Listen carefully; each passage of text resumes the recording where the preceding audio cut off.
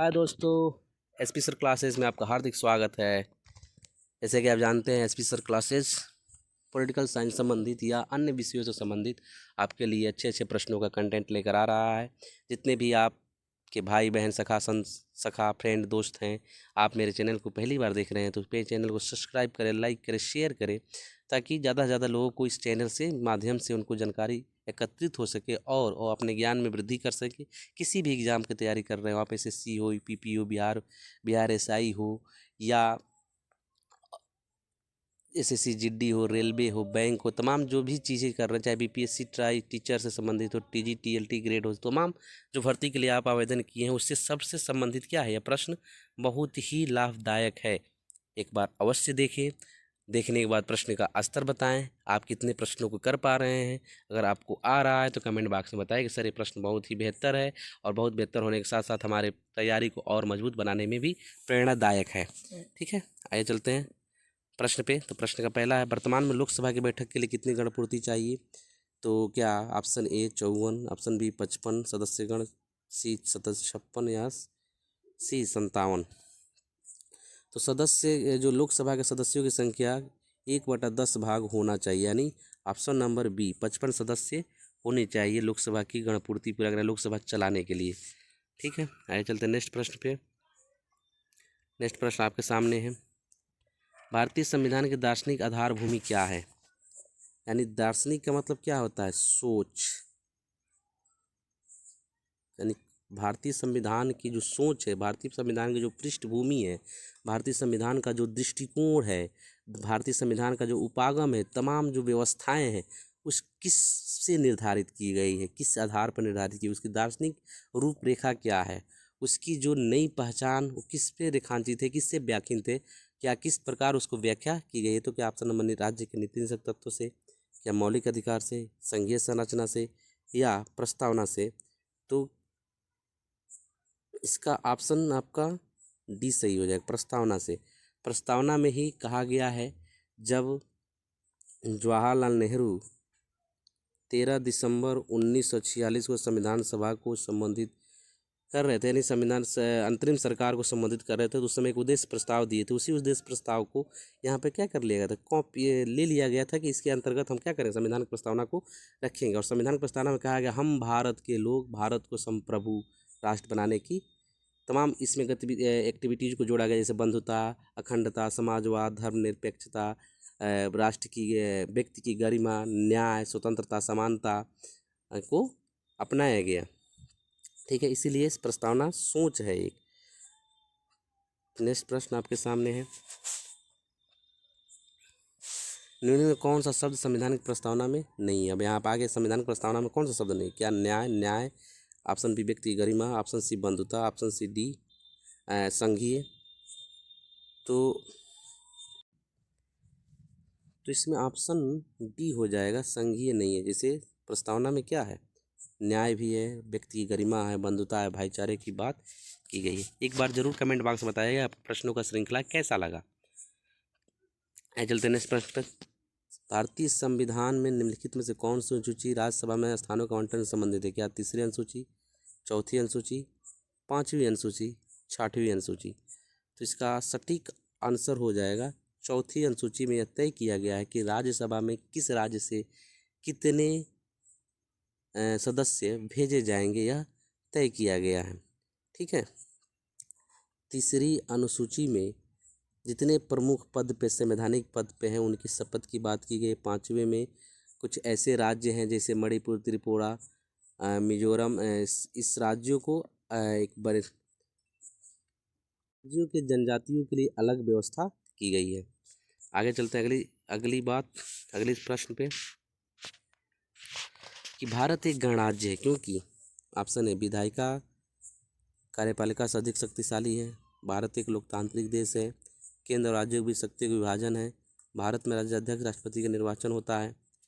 तो अब जैसे कि जानते हैं कि इस प्रश्न का आंसर आपके सामने दिख रहा है, ऑप्शन नंबर डी। कौन? ऑप्शन नंबर डी, क्योंकि भारत का जो राष्ट्रपति होता है वह निर्वाचित होता है, ना कि वंशानुगत होता है, सानुगत होता है। वंशानुगत अगर होगा तो वो राज्य गणराज्य नहीं होगा, वह राजतंत्रात्मक व्यवस्था के अंतर्गत होता है। जैसे ब्रिटेन के संविधान का जो राजा होता है, वहाँ वो गणतंत्रात्मक नहीं है, संसदात्मक व्यवस्था जरूर है लेकिन वो गणतंत्रात्मक व्यवस्था नहीं है, क्योंकि वहाँ आज भी राजतंत्रात्मक व्यवस्था के अंदर व्यवस्थाएं चलाई जाती है और वहाँ पे एक जो राजा बनता है उसी का बेटा राजा और राजा उसी के परिवार के लोग बनते जाते हैं, इसलिए वहाँ गणतंत्रात्मक व्यवस्था स्थापित नहीं है। लेकिन भारत में ऐसा नहीं है। भारत का कोई भी नागरिक जो राष्ट्रपति की होने की योग्यता को पूर्ण करता हो भारत का राष्ट्रपति बन सकता है। ठीक है, अगला प्रश्न पे आते हैं। निम्नलिखित में से किस रीट का शाब्दिक अर्थ है हम आदेश देते हैं?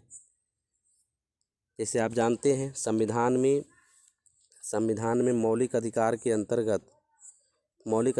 अंतर्गत जो 6वां अधिकार है संवैधानिक उपचारों का अधिकार, उसके अंतर्गत 5 तरह के रीट दाखिल किया जाता है जो अनुच्छेद 32 के अंतर्गत है। अनुच्छेद 32 के अंतर्गत अगर आपको कोई अधिकारों से वंचित कर रहा है तो अनुच्छेद 32 के अंतर्गत आप सर्वोच्च न्यायालय जा सकते हैं और अनुच्छेद 226 के अंतर्गत आप उच्च न्यायालय जा सकते हैं, जिसमें ये कहा गया है कि अगर आपको लगता है कि हमारे अधिकारों से समाज के लोग या कोई भी सरकार का सिस्टम वंचित कर रहा है तो आप उस पर रीट दाखिल कर सकते हैं, जिसमें हम कहते हैं हम आदेश देते हैं का अर्थ होता है कि परम आदेश है। इसमें बंदी प्रत्यक्षीकरण, परमादेश, उत्प्रेषण, प्रतिषेध, अधिकार परीक्षा, ये 5 रीट है, जिसमें 32 के अंतर्गत आप सुप्रीम कोर्ट जा सकते हैं। जैसे कोई कहे कि हम आपको शिक्षा नहीं देंगे, आप कहीं पढ़ने जा रहे हो किसी विद्यालय में, हम आपका नाम नहीं लिखेंगे, क्यों? क्योंकि आप इस धर्म जाति लिंग से समुदाय से आते हैं, इसलिए आपका नाम नहीं लिखेंगे, तो तुरंत आप किसका, या तो सुप्रीम कोर्ट जाइए नहीं तो उच्च न्यायालय जाइए। उच्च न्यायालय जाने के 226 अनुच्छेद और सुप्रीम कोर्ट जाने के लिए 32 के अंतर्गत इस चीज़ की मांग कर सकते हैं। और आज इसमें क्या है, कानून कोर्ट इस पर तुरंत कार्रवाई करता है और आपके अधिकारों की बात सुरक्षित रखता है कि नहीं इस व्यक्ति के साथ ऐसा हुआ है तो इसलिए इसका अधिकार सुरक्षित रहना चाहिए। ठीक है, यह मौलिक अधिकार में है। किसमें है? मौलिक अधिकार, फंडामेंटल राइट के अंतर्गत है। चलते हैं नेक्स्ट प्रश्न पे। नेक्स्ट प्रश्न आपके सामने है। निम्नलिखित में से किस अधिकार का वर्णन अम्बेडकर ने संविधान के हृदय और आत्मा के रूप में किया है? ऑप्शन ए क्या समानता का अधिकार, ऑप्शन बी स्वतंत्रता का अधिकार, ऑप्शन सी संपत्ति का अधिकार, ऑप्शन डी संवैधानिक उपचारों का अधिकार। इसीलिए इसका ऑप्शन नंबर डी सही हो जाएगा। डॉक्टर अम्बेडकर ने अनुच्छेद 32 के अंतर्गत संवैधानिक उपचारों का अधिकार दिया, जिसको उन्होंने संविधान के हृदय और आत्मा कहा, क्योंकि आपको कहीं भी मौलिक अधिकारों का निषेध होता है या रोका जाता है तो आप सीधे सर्वोच्च न्यायालय उच्च न्यायालय जा सकते हैं। लेकिन आप देखते हैं यहाँ पे और सारे अधिकारों की बात की गई है, जिसमें हम देखते हैं कि समानता का अधिकार अनुच्छेद 14 से 18 के अंतर्गत है, स्वतंत्रता का अधिकार 19 से 22 के अंतर्गत है, संपत्ति का अधिकार 44वां संवैधानिक संशोधन 1978-79 के अंतर्गत इसको हटाकर एक संवैधानिक कानून के तहत इसको रख दिया गया। यानी आप लीगल अनलीगल नहीं था पहले, संपत्ति 1978 के पहले यह अनलीगल था, कोई व्यक्ति कितना भी संपत्ति इकट्ठा कर सकता था, रख सकता था, लेकिन इसको अब कानूनी अधिकार दे दिया गया और यह 31 में था, लेकिन अब इसको 300A में डाइवर्ट करके कानूनी अधिकार दे दिया गया। यानी 44वां संविधान संशोधन के अंतर्गत 44वां संविधान संशोधन 1978 के अंतर्गत इसको हटा दिया गया है। संपत्ति का अधिकार मौलिक अधिकार नहीं रहा। ठीक है, और संवैधानिक उपचार आप देख ही रहे हैं 32 के अंतर्गत है, अनुच्छेद 32 के अंतर्गत ये चीज़ें दी गई है। अगला प्रश्न आपके सामने है। अगला प्रश्न, संविधान के कौन से अनुच्छेद में प्रावधान है कि राज्य नीति तत्वों को न्यायालय में नहीं ला सकता? अनुच्छेद 40, अनुच्छेद 37, अनुच्छेद 45 और अनुच्छेद 42, अनुच्छेद 45। तो इसका ऑप्शन नंबर बी कहता है कि आप नीति निषेध तत्वों को किसी न्यायालय में नहीं ला सकते हैं।